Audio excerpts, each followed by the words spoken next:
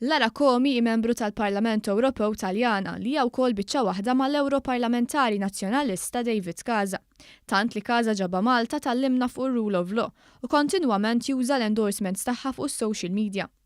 Fl-imoddi Comi diġà kellha mdendla fuqha każi li juru kif ma tantx tista' tagħti lezzjonijiet fuq ir-rule of law u fl-aħħar sigħat fuq każ serju ieħor li fil-qalba tiegħu. L-Europarlamentari tal-Partit Laburista Alfred Sant iffaċċja lil Casa b'dan meta kienu qed jiddibattu f'Xarabank b'Casa der mifxul hekk kif għal darb'oħra l-kredibilità tiegħu ħadet daqqa l-isfel. David Casa se jsiba diffiċli ħafna biex jagħmel dan qed jgħid għax ħbiebu fil-Parlament Ewropew qed jiġu akkużati b'tanġenti b'korruzzjoni. Bħal pereżempju Lara Comi. Lara Comi ħabiba kbira tiegħu, appoġġatu, tagħtu endorsement ta' Forza Italja, tinsab bħalissa akkużata bit-tanġenti. Kif jista' jkun kredibbli David Casa meta il-ħbib tiegħu fil-Parlament Ewropew huma korrotti huma wkoll u akkużati bil-korruzzjoni. Lara Comi, ħabiba kbira tiegħu. Kumpaniji ta' Comi jinsabu f'nofs investigazzjoni tal-Pulizija Taljana anki jekk qed tiċħad li involuta b'xi mod f'dan il-każ ta' ftehimiet fuq partit ta' ħatrit u konsulent li jillaħqu flejjes kbar. Tantu serju l-każ li brabta miegħu diġà kien hemm arrest ta' 43 persuna. Lara Comi semmiet f'konverzazzjonijiet li għandha l-Pulizija Taljana b'nies protagonisti jistaqsu fiex waslu l-ftehimiet li fihom kellha x'taqsam hi. Meta kien f'Xarabank David Casa ma lissinx kelma waħda kontra min jinsab fil-qalba ta' dan l-iskandlu u Alfred Sant fakru li sa issa tieħu pjaċir bil-filmat tagħha fuq Facebook tagħmilu l-endorsements u saħansitra toħodlu ritratti fil-Parlament Ewropew meta kienet jitkellem kontra pajjiżna.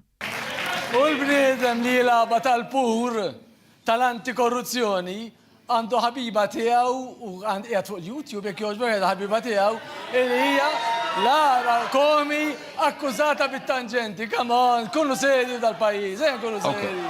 Lara Comi hija wkoll ħabiba ħafna ta' Simon Busuttil u kienet fost numru ta' membri parlamentari Ewropej maqbuda fi skandlu ta' ħlasijiet, tant li kellha trott 126,000 euro.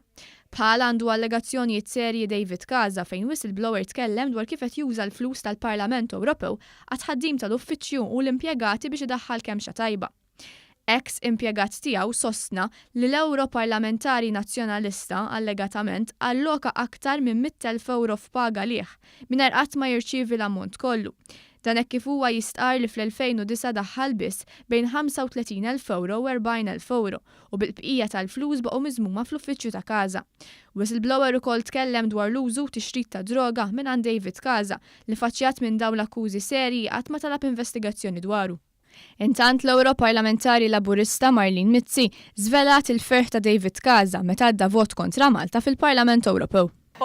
Meta kien hemm vot kontra l-Polonja u Malta fuq rule of law u tilfitu Malta, sfortunatament, nara lil David Casa u dan hemm klip fil-Parlament Ewropew. Iqum u jieħu deħ kulħadd. Timmaġinaw vot kontra pajjiżkom Malti u joħdulu bideħ jisu rebaħ l-lotterija.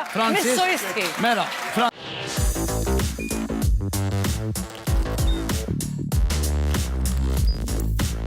Idħol fuq one.com.mt u hemmhekk tista' tara l-programmi kollha li jxandru fuq One permezz ta' One Play.